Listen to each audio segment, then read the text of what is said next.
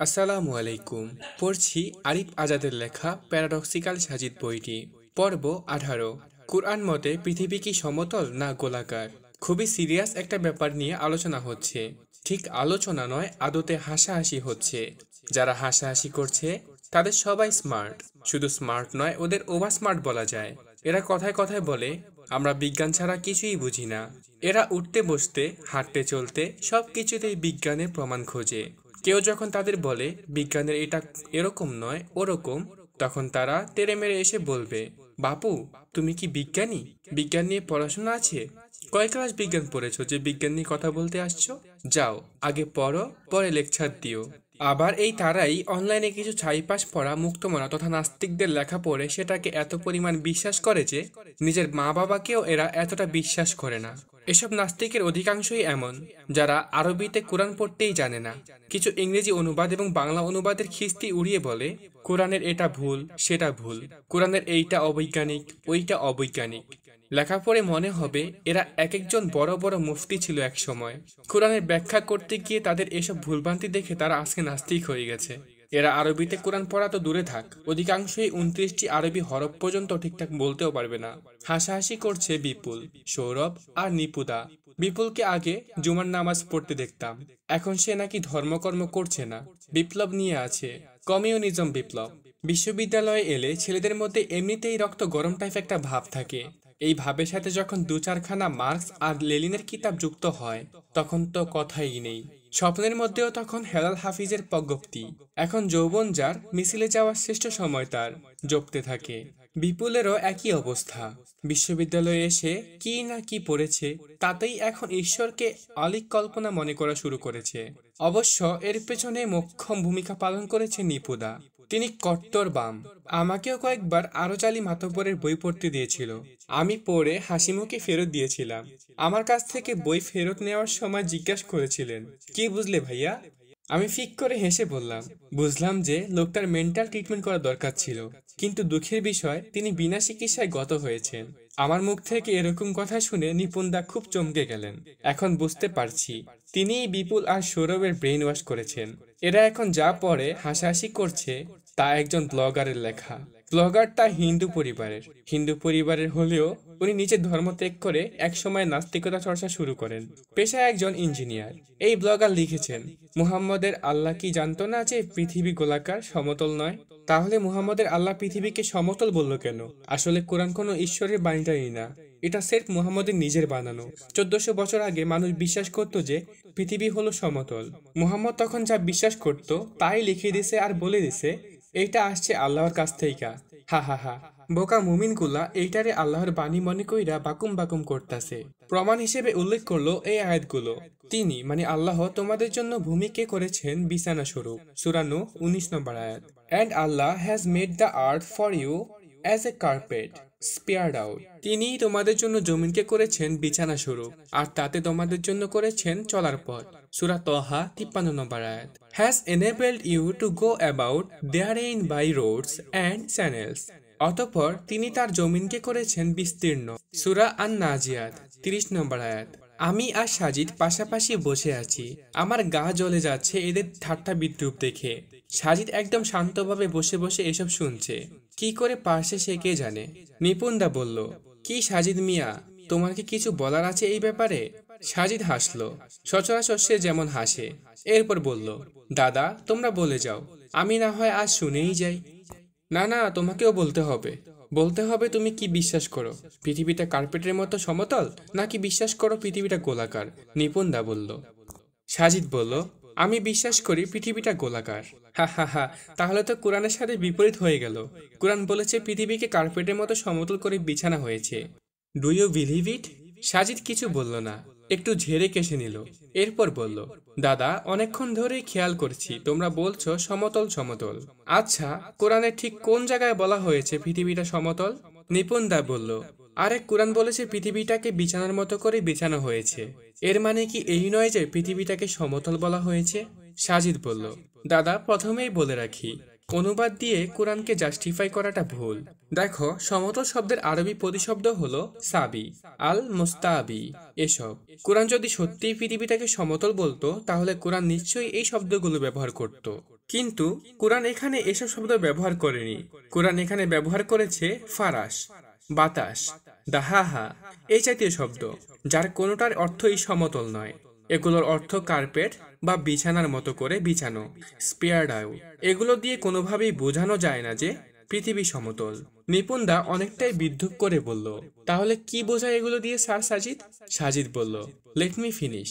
আমরা কোরআনের সে আয়াতে চলে যাই যেটা নিয়ে তোমাদের আপত্তি, যেটাতে নাকি বলা হচ্ছে পৃথিবী সমতল। আয়াতটি হলো, তিনিই তোমাদের জন্য জমিনকে করেছেন বিছানা স্বরূপ, আর তাতে তোমাদের জন্য করেছেন চলার পথ। দেখো দাদা, আল্লাহ তাআলা বলেছেন তিনি আমাদের জন্য জমিনকে করেছেন বিছানা স্বরূপ, কার্পেটের মতো করে। আচ্ছা দাদা, বিছানা বলতে আমরা কি বুঝি? আমরা বুঝি বিছানা এমন একটা জিনিস যা নরম, আরামদায়ক, যাতে বিশ্রাম নেওয়া যায়। যদি এটাকে রূপক হিসাবে ধরি, তাহলে এটা এমন কিছু যাতে স্বচ্ছন্দে বেঁচে থাকা যায়, চলাফেরা করা যায়। আজকের বিজ্ঞানও আমাদের সেটা বলছে। বিজ্ঞান আমাদের বলছে আমাদের পৃথিবীর ভূত্বক মোট 7টি স্তরে বিভক্ত। এই স্তরগুলোর মধ্যে সবচেয়ে উপরের স্তরের নাম হলো ক্রাস্ট। এই স্তরের পুরুত্ব ভূপৃষ্ঠ থেকে মাত্র 30 কিলোমিটার গভীর পর্যন্ত। এটিই সেই স্তর যে স্তরে আমরা বসবাস করি, চলাফেরা করি। এরপরে আছে মেন্টেল। এই স্তরের পুরুত্ব 2900 কিলোমিটার পর্যন্ত বিস্তৃত। এই স্তরের সর্বোচ্চ তাপমাত্রা হলো 900 ডিগ্রি সেলসিয়াস। এই তাপমাত্রায় মানুষ তো দূরের কথা, একটি ক্ষুদ্র জীবও মুহূর্তে ভস্ম হয়ে যাবে।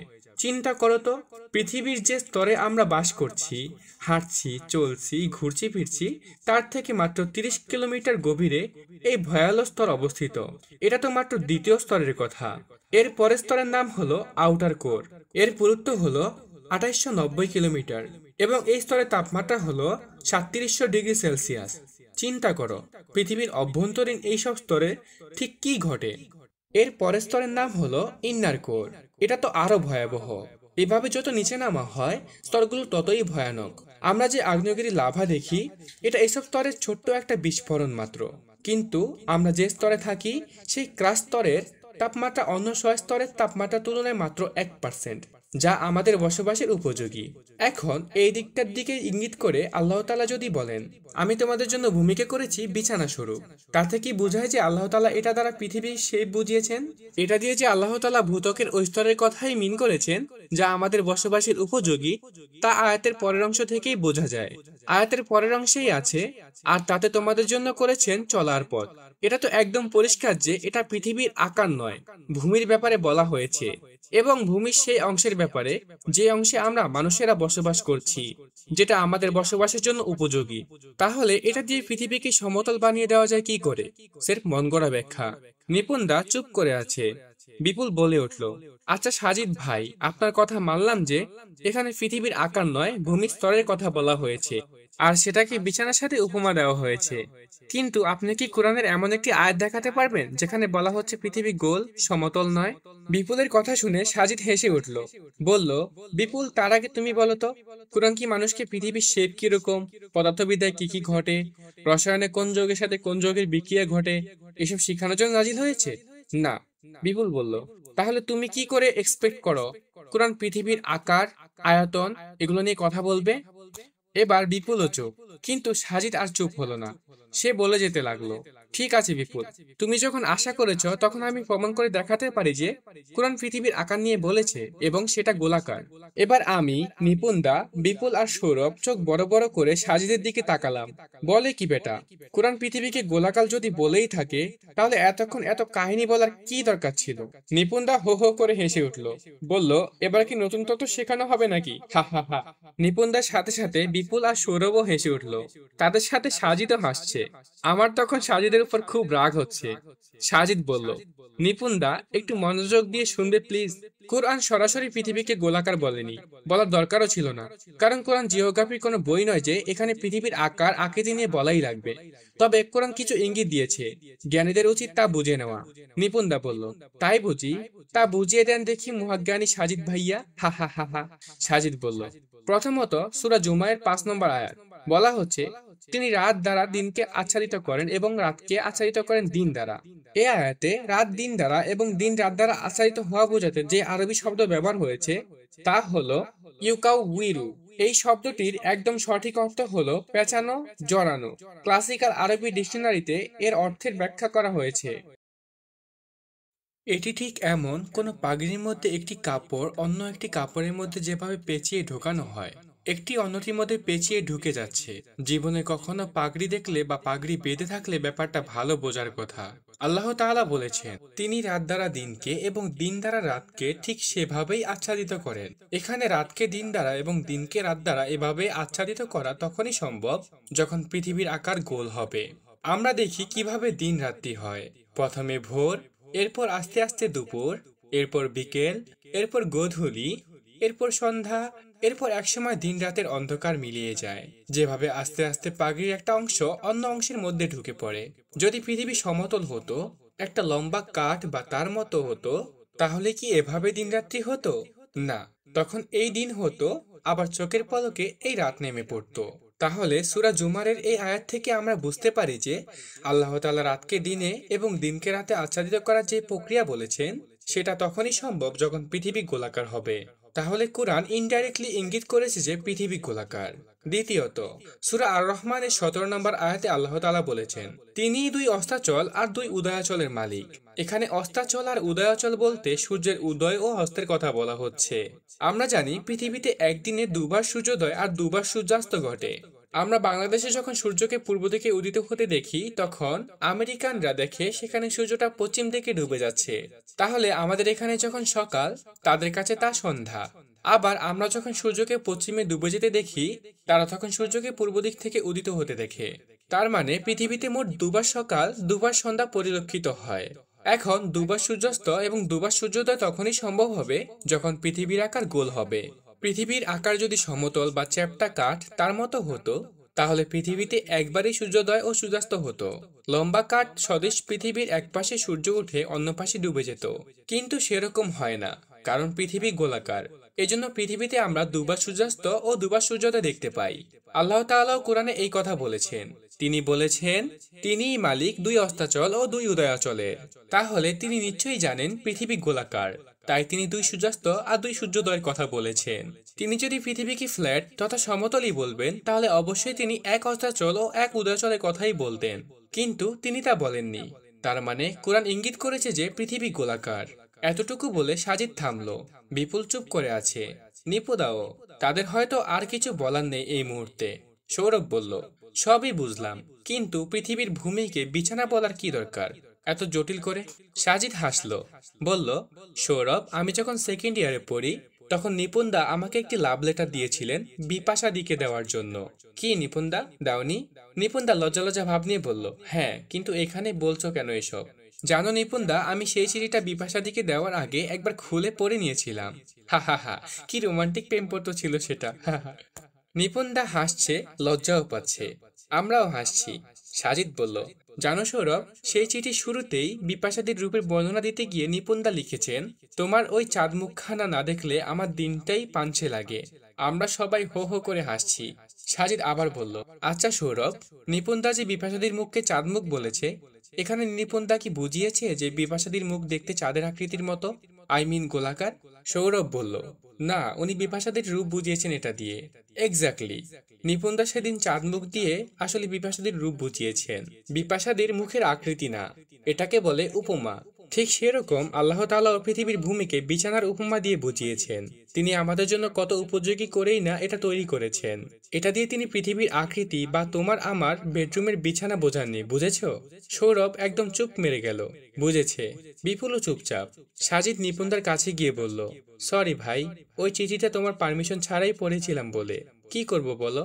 তোমাদের মতো সিনিয়রদের থেকেই তো এক্সপিরিয়েন্স নিতে হবে, তাই না? হা হা হা। নিপুণদা সাজিদকে ধরতে যাচ্ছিল, আর অমনি সে এক দৌড় দিল। ব্যক্তিগত অপিনিয়ন, তর্কের খাতিরে যদি ধরেই নেওয়া হয় যে আল্লাহ তাআলা সত্যি সত্যি পৃথিবীকে কার্পেটের মতো করে তৈরি করেছেন, তাহলেও কোনো ভুল হবে না। কারণ কার্পেট যে শুধু সমতল জিনিসে করা হয় তা নয়, গোলাকার জিনিসেও কার্পেট করা যায়। উদাহরণস্বরূপ, একটি ফুটবলের কথা চিন্তা করুন। ফুটবল একটি গোলাকার জিনিস, এর উপরিভাগ কিরকম? কার্পেটের মতো করে আচ্ছাদিত, তাই না? এখন আল্লাহ তাআলা যদি বলেন তিনি ভূমিকে কার্পেটের মতো করে বানিয়েছেন, তাহলে ধরা যায় যে ফুটবলের মতো গোলাকার ভূমিকে তিনি কার্পেটের মতো করে বানিয়েছেন। তাছাড়া সূরা আল ইনশিকাকে 3 নম্বর আয়াতে আছে, যেদিন পৃথিবীকে সমতল করা হবে, এখানে বলা হচ্ছে কিয়ামত দিবসের কথা। সেদিন পৃথিবীকে আল্লাহ তাআলা সমতল করবেন। তাহলে তিনি যদি এখনই পৃথিবীকে সমতল করে তৈরি করতেন, আবার কিয়ামত দিবসে এটাকে সমতল করার কথা কিভাবে আসে? এতটুকুই ছিল প্যারাডক্সিক্যাল সাজিদ সিরিজের 18 নম্বর পর্বে। এই পর্বটি কেমন লেগেছে কমেন্ট করে জানান। যদি ভালো লেগে থাকে একটি লাইক করবেন এবং গল্পকে চ্যানেলটি সাবস্ক্রাইব করে পাশেই থাকবেন। ধন্যবাদ। আসসালামু আলাইকুম।